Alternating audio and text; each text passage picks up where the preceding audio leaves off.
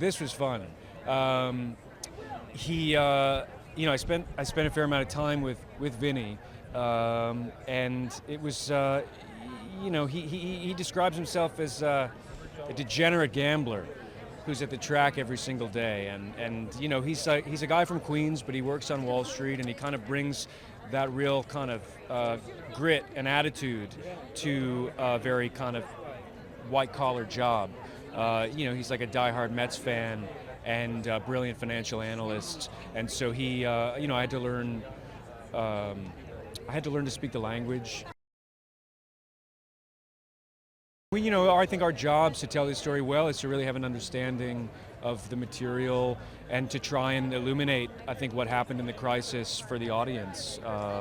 And I think the film does an amazing job at telling that story, for all of us.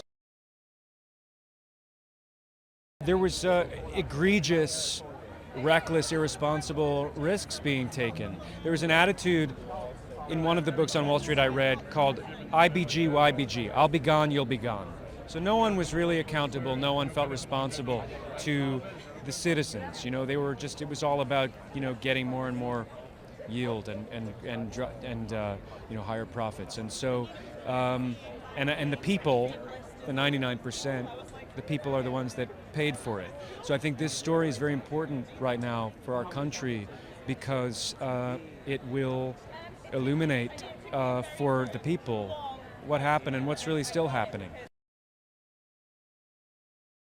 I think it's a very human story. I mean, it's an epic story about the financial catastrophe, but it's a very human story about what kinds of people, kind of outsiders and oddballs and marginalized people, had the predilection to see this, see what was coming when no one else did. The skeptics, they saw through the system when no one else did, and they were right.